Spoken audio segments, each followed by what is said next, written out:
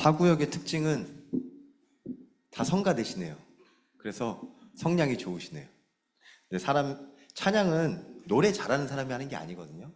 물론 노래 잘하면 도움이 되겠으나 하나님은 외모를 보시지 않고 마음의 중심을 보듯이 우리의 마음의 중심으로 드리는 찬양을 기뻐 받으신 줄 믿습니다. 아멘. 오늘 강단 말씀으로 영원한 언약의 메시지를 주셨습니다. 제가 새가족부에서도 얘기했는데 창세기를 통해서 하나님이 말씀의 새로운 시작을 할 수 있도록 은혜 주고 계시는 것 같아요. 아브라함과 이삭과 야곱에게 하나님이 주신 영원한 언약, 아브라함이 언약 여정을 따라갔던 걸 야곱이 따라가서 그 야곱이 상황과 문제 속에서 하나님의 언약 붙잡고 자녀를 축복하고 진짜 그 속에서 하나님의 인도를 누리는 것. 그래서 우리에게 영원한 언약, 마지막 결론에 주셨던 세 가지. 오늘 딱 붙잡혀지는 게 사람과의 약속은 절대 이루어지지 않지만, 이루어질 수도 없지만 하나님이 주시는 말씀으로 주시는 약속은 언약이라고 합니다. 언약은 하나님이 이루어가시고 성취하실 줄 믿습니다. 첫 번째가 예수 그리스도가 영원한 언약이라고 하셨어요. 언제든지 예수 그리스도 희생제사, 이 복음으로 하나님 앞에 서시길 주님의 이름으로 축원합니다. 그리고 두 번째로 예수 그리스도를 아는 사람 보고 구원받은 자라고 합니다. 하나님의 자녀, 우리를 고아처럼 내버려 두지 아니하고 항상 함께 하시겠다고 약속하신 하나님의 영원한 언약을 오늘도 우리 현장에서 모든 상황 속에 누리시길 바랍니다. 아멘. 그래서 24라고 하지요. 24가 뭐냐? 사람의 시간 24시간 동안 하나님과 함께 하겠습니다 라고 다짐하고 작정하는 거죠. 24시간 동안 어떻게 하나님과 함께 하면, 물론 잘 때는 안 되죠. 잘 때는 무의식적으로 그럴 수도 있는데, 그런데 신기하게요, 자는 동안에도 야곱은 꿈꾸면서 하나님과 소통한 비밀이 나와요. 그만큼 하나님이 우리 모든 시간 속에 하나님과 함께하는 구원의 축복을 누리길 원하시는 줄 믿습니다. 세 번째가 세계 복음화. 그래서 좀 더 구체적으로 전 세계 237 나라 그리고 5천 종족, 물론 숫자는 틀릴 수도 있습니다. 하지만 이 언약이 통하는 줄 믿습니다. 전 세계 모든 나라를 향한, 모든 민족을 향한 하나님의 복음을 땅끝까지 증거할 우리는 이 시대 증인인 줄 믿습니다. 그래서 오늘 2부 예배, 렘넌트 찬양 예배 말씀은 감람산 미션입니다.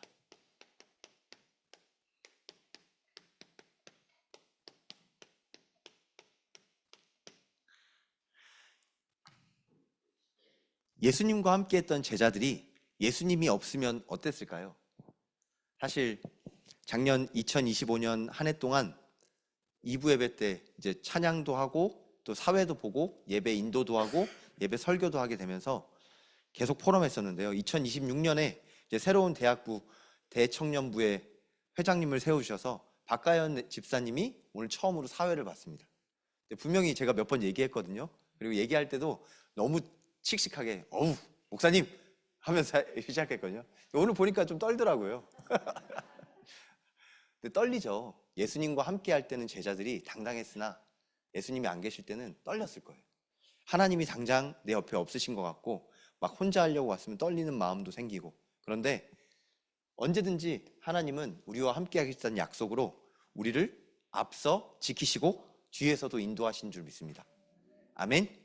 모든 상황 속에 사람 앞에 서는 게 아니라 하나님과 함께함으로 일터에서도 학업 현장에서도 그리고 삶의 현장에서도 복음 누리시길 주님의 이름으로 기도합니다. 제가 오늘 서론의 말씀을 준비하면서 좀 예전 생각을 몇 개 해보게 됐는데요. 혹시 스마트폰 없던 시절 기억하세요? 스마트폰이 사실 나온 지가 그렇게 오래 안 됐어요. 2002년 월드컵은 여기 다 기억하시죠? 불과 23년 전이죠. 24년 전. 그때도 스마트폰이 없었어요. 제가 왜 이런 얘기를 드리냐면 스마트폰이 없던 시절 한번 생각해보세요. 지하철에서 뭐 했지? 버스에서 뭐 했지? 빈 시간에 뭐 했지? 딱 20몇 년 만에 정말 많이 변했어요. 스마트폰이 있는 게 좋으세요? 없는 게 좋으세요? 물론 스마트폰이 지금 있고 전 세계를 연결하는 너무 중요한 물건이기 때문에 지금은 안 쓰면 안 돼요. 지금은 없는 게 더 이상한 일이 됐어요. 있어서 활용하지만 여러분들은 소통이 되실 거예요. 스마트폰이 없으면 오히려 좋은 점이 진짜 많았는데, 혼자 있는 시간에 찬양하기도 좋았고 기도하기도 좋았고, 오늘 철야 기도도 얘기하셨고 또 수요 기도에도 얘기하셨는데, 사실 혼자 있는 시간에 하나님 말씀 붙잡기에 훨씬 유리한 환경들이 정말 많았거든요. 그렇다고 스마트폰을 가지지 말라는 얘기가 아니에요. 제가 왜 이런 얘기를 드리냐면, 지금 우리 후대들은 스마트폰이 없는 시절을 몰라요. 그래서 방향이, 이런 얘기를 하면 안 통해요. MZ세대라고 아세요? MZ세대 무슨 뜻인지 아시는 분? 제가 공부해 왔는데요, 하도 많이 썼지만 저도 잘 모르니까, M은 밀레니얼 시대라고 해서요, 2000년대 이후에 태어난 거예요. 2000년대 이후에 태어나면 주민번호가 앞자리가 틀린 거 아세요? 승빈이가 저희 청년부 포럼할 때 왔었을 때 물어보니까 승빈이 2001년생인가? 그래서 주민등록 번호가 3으로 시작해요. 모르시는 분도 계셨나 보네. 여자 랩런트는 4로 시작하고 남자 랩런트는 3으로 시작해요. 아예 시대가 달라졌어요. 그리고 G가 뭐냐? 이거는 제네레이션 G라고 해서요, 스마트폰을 들고 있는 세대를 말해요. 그러니까 밀레니얼 시대와 스마트폰 시대를 합친 걸 보고 MG 세대라고 해요. MG 세대라는 걸 보고 뭐 TV에서 하도 말하니까 신세대구나라고 생각하지만, 제가 어렸을 때는 X세대, 오렌지족 이런 얘기 많이 들었던 것 같아요. 여러분들 기억하시죠? 이렇게 세대가 다른데요, 중요한 거는 세대마다 또 시간마다 안 통해요. 예수님이 얘기를 하시는데 예수님의 얘기가 안 통해요. 왜냐하면 그 시대가 아직 예수님의 이 중요한 그리스도의 일을 잘 모르기 때문에 안 통하는 거예요. 예수님이 십자가 지시기 위해서, 죽으시기 위해서 가장 낮은 곳에 오셨어요. 근데 그걸 모르면 예수님이 왜 말 구유에서 태어났어? 왕으로 오셔야지. 왕이신 예수님인데? 라고 오해할 수 있어요. 그리고 예수님에게 이 땅을 회복하고 이 나라를 회복할 왕이신데? 라는 생각을 가지고 있으면 예수님이 고난받으시고 십자가 지시고 가장 비참하게 죽으시는 부분을 봤을 때 시험 들고 낙심할 수 있어요. 그러니까 지금 예수님과 하시는 이 그리스도와 나와 방향이 안 맞는 거예요. 제가 스마트폰을 통해서 지금 말씀드렸는데 한번 다시 정리해 보세요. 스마트폰이 있고 없고 왜 안 통하는지. 근데 되게 중요한 건요, 복음이 통하면 신세대와 소통할 수 있는 줄 믿습니다. 이거 되게 간단한데 어려운 게 아니라 간단한 거예요. 복음이 통하면 남녀노소 그리스도 예수 안에서 다 하나인이라고 하셨어요. 예수 그리스도로 모든 것이 통하는 것이 복음인 줄 믿습니다. 그래서 후대와 신세대와 안 통한다, 세상 말로는 꼰대라는 문화도 있잖아요. 그런 문화가 왜 생기냐? 복음이 안 통하니까 그런 거예요. 혹시 지금 나랑 정말 안 통하는 사람이 있다 그러면 복음으로 돌아가시길 주님의 이름으로 기도합니다. 아브라함이 복음으로 돌아갈 때 그 모습이 이삭한테 남았고 야곱한테 전해졌을 거예요. 이미 세상께 가득 들어있는 후대들에게 세상 얘기와 좋은 얘기를 던져도 안 통해요. 그런데 오직 하나님의 방법이신 예수 그리스도의 복음만이 소통의 길인 줄 믿습니다. 아멘. 가정에서만이 아니라 회사에서도, 현장에서도 아마 이런 일들이 있으실 건데요, 오늘 예수님과 방향 맞추고 하나님과 소통할 수 있는 중요한 비밀을 찾으시기 바랍니다. 첫 번째로,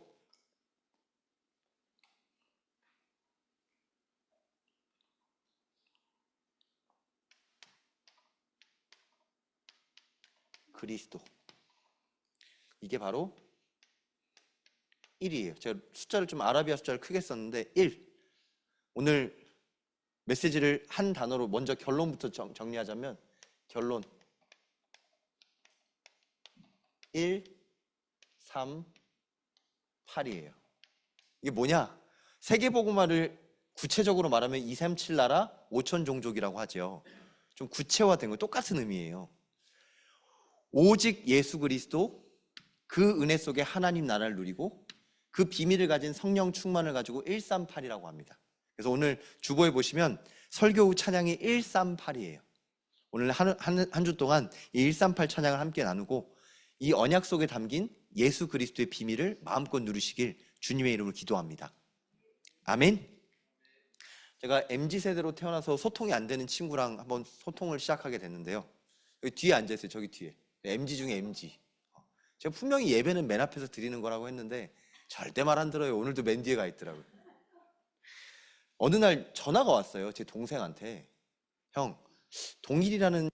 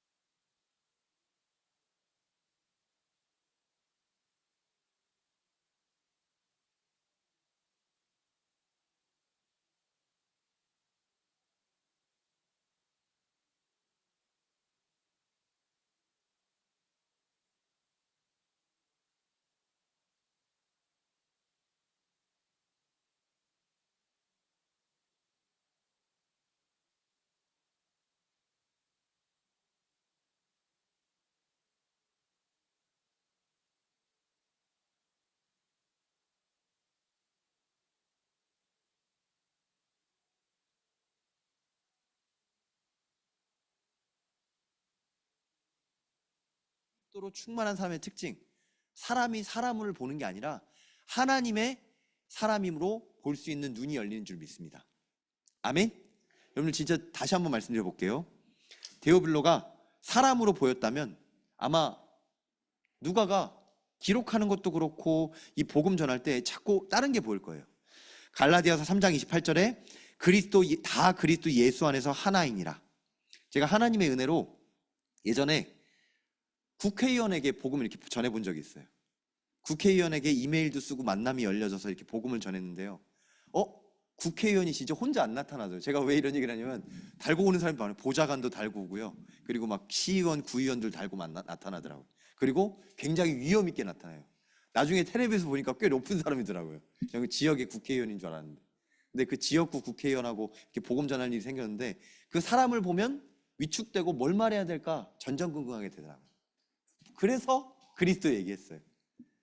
사람 앞에 그리스도 충만하면 사람 앞에 얘기하는 게 아니라 하나님의 말씀을 증거하는 증인으로 쓰임받는 줄 믿습니다. 아멘? 그래서 현장에서 여러분들이 있는 곳에서 나는 가장 낮은 사람이건 가장 높은 사람이건 누구에게나 복음 전할 나는 예수 그리스도의 증인이다 라고 딱 붙잡으시기 바랍니다. 아멘?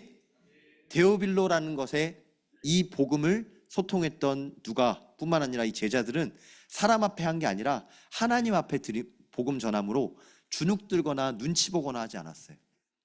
어디서든지 예수 그리스도의 복음으로 주눅 들거나 눈치 보지 않고 주는 그리스도시요 살아계신 하나님의 아들이십니다 라는 예수 그리스도의 증거 가진 증인 되시길 주님의 이름으로 기도합니다. 아멘. 그래서 보좌의 망대예요. 하나님이 우리가 이 말씀 붙잡고 기도할 때 강동구에 그리고 또 하남시에 중요한 사람들의 문도 열어주실 줄 믿습니다. 아멘. 그리고 제가 현장에서 어떤 아이를 만났는데요. 그 아이를 통해서 알고 보니까 엄마도 의사고 아빠도 의사더라고요. 근데 알고 보니 아빠가 또 의사의 높은 사람이에요. 부원장이셨어요. 부원장. 큰 종합병원에. 그래서 사실 배경을 듣고 나니까 뭔 말을 해야 될까라고 했는데 아이가 옆에 있어서 그냥 그대로 복음 얘기했어요. 그랬더니 이분이 속에 있는 얘기도 하시면서 진짜 중요한 복음들이 소통되게 하시더라고요. 참 신기하게 세상 배경에 색안경을 끼고 보면 복음 얘기가 잘 안 돼요. 자꾸 다른 얘기 해야 돼요. 물론 의사 선생님한테 의학 지식도 들어야 되고 정치인한테 의견도 들어야 되지만 우리는 예수 그리스도의 복음 전할 하나님의 사람인 줄 믿습니다. 아멘. 그래서 감람산 미션으로 딱 붙잡으세요. 나는 모든 상황 속에 복음 누리고 복음 전할 하나님의 사람이다. 아멘. 자, 두 번째로 하나님 나라예요. 하나님 나라 미션. 바로 보좌의 여정이라고 합니다. 여정이 뭐냐? 어디 놀러 갈 때 여기서 자고 여기서 비행기 타고 어떻게 해야 되는지 다 계획을 세우죠. 근데 이건 사람의 계획이고요. 보좌의 여정은 하나님의 계획이에요. 하나님이 우리 인생에 이미 여정을 준비하시고 한 걸음 한 걸음 걸어가게 하신 줄 믿습니다. 오늘 강단에도 나왔어요. 130년 야곱이 인생을 살고 가장 높은, 오늘 메시지에 나왔었는데 애굽의 왕인 바로 왕 앞에 서면 다른 사람들은 왕이시여 왕이시여 이랬을 거예요. 근데 어떻게 했냐면 야곱이 바로 왕 앞에 가르쳐요. 130년 나그네 인생을 살아왔지만 내가 애굽 땅에 지금 거의 손님으로 들어가서 고센 땅의 축복의 언약의 여정을 이어갈 중요한 손님으로 초대받았어요. 가르쳐요, 바로 왕을. 그걸 보면서 진짜 복음 누리는 사람은 다르구나. 여러분들이 지금 인생의 여정 속에 하나님이 이 보좌의 여정을 걸어가게 하신 줄 믿습니다. 그래서 어떻게 확인하냐, 보좌의 여정을. 사도행전 1장 3절. 40일 동안 하나님 나라의 일을 가르치시니라.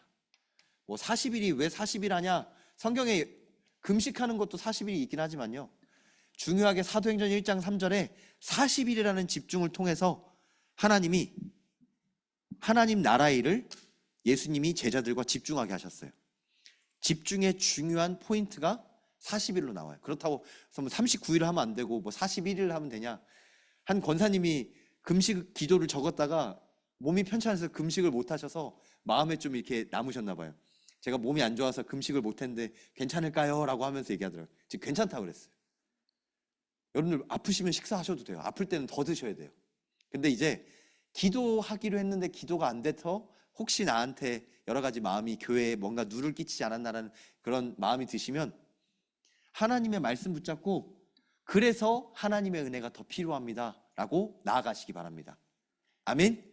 하나님의 자녀가 하나님의 은혜를 구할 때 우리는 실수해도 아이들은 예뻐요. 그죠? 라온이가 기타를 못 쳐도 우쿨렐레 들고 쫄래쫄래 하면 얼마나 예뻐 보여요. 그죠? 진짜 그것처럼 어떤 모습도 하나님 앞에 하나님의 자녀의 모습은 예쁘고 귀한 줄 믿습니다. 그래서 40일 집중하시면서 하나님 나라의 보좌의 여정을 회복하시고 누리시기 바랍니다. 근데 40일 기도를 왜 하냐? 집중하자는 거예요. 어떻게 집중하냐? 말씀으로 집중하자는 거예요. 강단에서 말씀, 복음회당의 원년이라는 말씀과 중요한 창세기와 이 강단 말씀을 집중하고 있는데 어떤 게 되냐면 여러분들 보시게 될 거예요. 사도행전 1장 4절 여기서 아버지께서 약속하신 것을 기다리라고 그랬어요. 우리가 참 안 되는 게 이 기다리는 게 안 돼요. 성령의 인도 받으라고 했는데 못 기다리고 내가 먼저 정말 움직여요. 혹시 이렇게 할까 저렇게 할까 고민되시는 분이 있으면 아무것도 하지 말고 진짜 40일 집중에 작정하고 금식기도도 좋고 집중기도 좋고 어떤 분은 집중하기 위해서 목사님 제가 이렇게 녹취했는데 어떠세요? 라고 하더라고요. 녹취 뭔지 아세요? 메시지를 들으면 집중이 잘 안 될 때가 많아요. 여러분들 들어보시면 알 거예요. 유튜브로 이렇게 녹화해서 보내잖아요. 한번 틀어놓으면 저도 그래요. 틀어놓고 딴 거 해요. 근데 작정하고 같이 누구와 함께 듣겠다라면 같이 듣긴 듣거든요. 근데 그래도 중간중간 듬성듬성 비어요. 그래서 녹취가 뭐냐? 하나도 놓치지 않고 한번 들어보겠다라고 손으로 쓰기도 하고요. 컴퓨터로 타자도 치기도 해요. 제가 녹취하면서 참 많은 은혜를 받았거든요. 부교육자로 교회를 섬기면서 녹취할 수 있도록 하나님이 자리를 주셔서 한 7, 8년 동안 녹취를 계속 했었어요. 그걸 한 장으로 만들고 반장으로 만들고 해가지고 녹취 요약을 하는데 제가 메시지를 들을 수 있는 귀를 하나님이 열어주시더라고요. 혹시 나는 메시지를 듣는데 집중이 진짜 안 된다라는 분은 작정하고 아버지께서 약속하신 것을 기다리면서 말씀 집중해 보시기 바랍니다. 나는 말씀 집중하는데 하나님이 어떻게 하시는지 보셔야 돼요. 내가 뭘 하는 게 아니라 하나님이 주신 말씀을 붙잡고 기다리는데 하나님의 약속이 말씀으로 성취되는구나. 이게 40일 집중의 응답이에요. 하나님 주신 말씀에 집중해서 참된 증인 되시길 주님의 이름으로 기도합니다. 아멘. 제가 목사라서 설교한 걸 들어보라는 게 아니에요. 강사가 강의를 하고 이 강의를 들으면 이렇게 됩니다 말하는 게 아니에요. 하나님이 성경을 통해서 하나님의 말씀을 마음에 담고 하나님의 말씀을 언약으로 붙잡은 하나님의 사람에게 하나님이 아버지께서 약속하신 것을 기다리는 응답을 주실 줄 믿습니다. 그래서 사도행전 1장 5절에 성령 세례라고 했어요. 저 영훈이가 카톡이 뚝 왔어요. 영훈이가 카톡이 뚝 왔는데 온 걸 요새 카톡이 자주 오는데 오는 걸 보니까 얘가 조금 있으면 이사 가거든요. 이제 저 경기도 안양 의왕시로 이사 가서 아버지랑 좀 지내게 됐는데 이 친구가 물어보는 게 진짜 신기하더라고요. 회개하면 성령 세례 받습니까? 라고 하더라고요. 뭐 뭔 소리냐라고 했더니 뭘 받는데 회개해야만 성령 충만을 받냐고 물어보더라고요. 그러니까 뭘 봤어요. 어떤 걸. 그다음에 성경 구절도 보냈더라고요. 그래서 얘기했어요.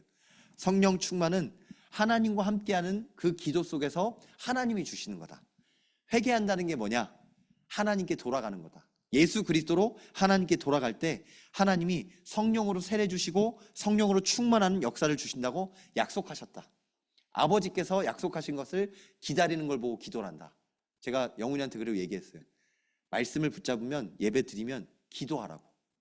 기도가 잘 안 돼요. 기도할 수 있도록 기도해 주시기 바랍니다. 기도를 위해서 기도해 주시기 바랍니다.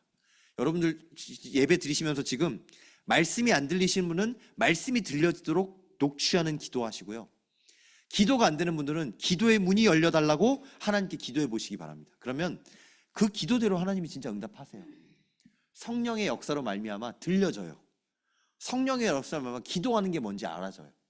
하나님이 기도도 모르고 말씀도 모르고 저 아무것도 몰랐어요. 진짜 아무것도 모르고 제가 얼마나 무지했냐면 제 팀 사역하는 제 친구 청년한테 이렇게 얘기했어요.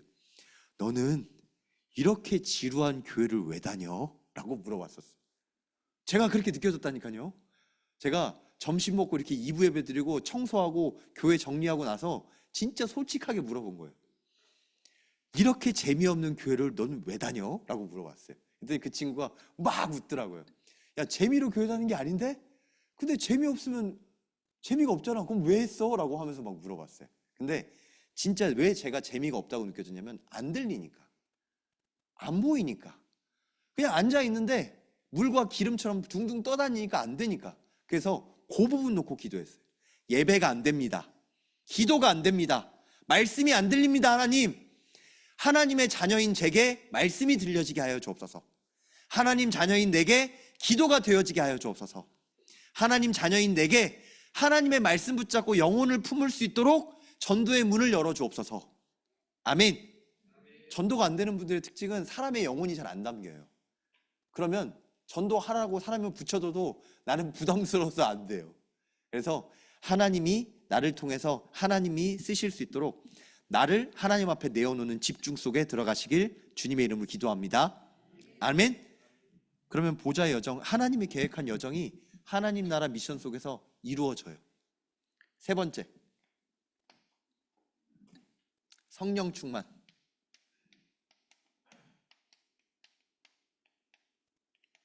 이게 3이고요. 이게 8이에요. 이 8자라는 단어를 보면 좀 신기하지 않아요? 8이 이렇게 옆으로 뉘어보면 메비우스의 띠 같은 거예요. 제가 뭐 성경에 없는 말인데 지금 하는 거예요. 왜 메비우스의 띠라고 하냐면, 여러분들 메비우스의 띠가 뭔지 아세요? 평행선을 가는데 아직도 난제예요. 이게 이렇게 되어져요. 물리학적으로 신기하게 이게 다 똑같아져요. 똑같은 면이. 제가 이 얘기를 왜 드리냐면, 성령 충만을 뭐라고 표현할 수 있냐면, 하나님이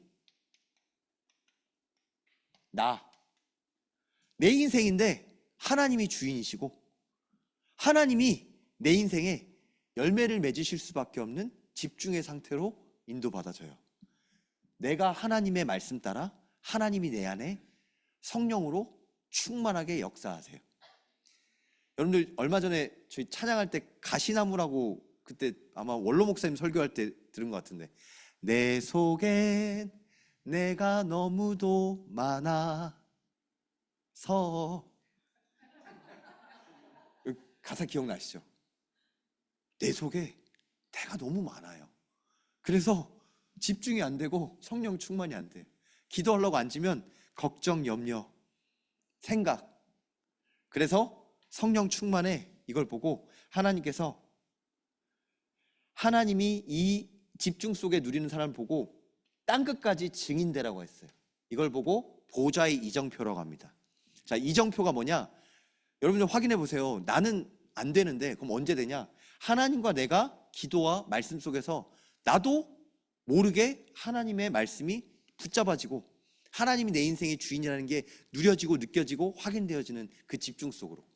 여러분 힌트를 드리자면, 금요기도에 되게 좋아요. 왜 좋냐? 금요기도에는 마음껏 찬양하고 통성으로 기도하고, 이제 앞으로는 좀 불도 꺼놓고 찬양으로 계속 찬양 끝나는 시간을 안 정해놓고 할 거예요. 제가 이제 마지막으로 컴퓨터 끄고 갈 거거든요. 그러니까 언제든지 기도하고 싶으신 분들은 계속 기도하셔도 돼요. 제가 왜 이 말씀을 드리냐면, 하나님과 내가 집중될 수 있는 그 중요한 포인트들을 교회 예배 속에서 찾아 누리시기 바랍니다. 금요 기도에 오란 말이 아니에요. 이것도 잘못 들으면 또 금요 기도에 오라고 하는 건가 목사님? 그 말이 아니라, 하나님께 집중할 수 있는 장을 복음의 당 교회를 통해서 하나님이 열어놓으셨어요. 근데 교회를 몰라요. 복음의 당이 뭔지 모르니까 자꾸 내가 교회 와주는 게 돼요. 절대 아니에요. 여러분들을 하나님이 이 복음의 당의 증인으로, 성령 충만의 증인으로 세우시기 위해서 오늘 이 말씀을 주신 줄 믿습니다. 그래서 감람산의 미션. 여러분, 감람산이 어디냐? 저 감람산 가봤어요. 이스라엘에 가면 혹시 이스라엘 그림 중에 금색 궁전이 막 있는 그 그림이 있는데 앞에 막 성벽 있는 거 보셨어요? 그게 감람산에서 찍은 사진이에요. 감람산이 보면 성전에 이쪽에 있는데 그 밑에가 다 무덤이에요. 그리고 산도 아니에요. 동산이에요. 동산. 아주 낮은 곳이에요. 근데 거기에 지금 예수님과 제자들이 모였던 거예요. 그때는 그 금색 궁전이 지금 금색 궁전은 무슬림들이 예배하는 예배당이고요. 그러니까 지금은 복음 누리는 곳이 아니고 원래 거기가 어딘지 아세요? 거기가 어디냐면 아브라함이 이삭을 죽이려고 했던 모리아 산에 거기다가 지금 성전을 지은 거예요. 그 예루살렘의 그 언약을 붙잡고 하나님 앞에 모든 걸 내려놓고 집중하는 그 비밀의 장소 속에 그 감람산의 비밀을 누리는 거예요. 내가 아니라 모든 것이 하나님의 것입니다. 하나님이 내 인생의 주인이고 하나님이 나의 언약이시며 하나님의 나를 복의 근원으로 삼으셔서 모든 것을 하나님의 뜻대로 인도하실 줄 믿습니다. 제자들이 이 감람산의 미션으로 집중할 때 하나님의 성령 충만으로 하나님 나라 누리게 하시고 그리스도의 증인으로 보내신 줄 믿습니다. 그게 바로 138이에요. 그래서 여러분들 오늘 138 이 찬양 같이 할 건데요. 138 찬양 속에 하나님이 나를 예루살렘과 유다와 사마리아와 땅끝까지, 다른 말로 나의 인생과 우리 가정과 가문과 학교와 일터와 모든 삶 속에 예수 그리스도의 증인될 수 있도록 성령 충만함을 누리는 사람으로 부르신 줄 믿습니다. 이번 한 주 동안 138이 가사를 통해서 깊은 기도 누리면서 감람산의 미션의 증인 되시길 기도합니다. 찬양하겠습니다.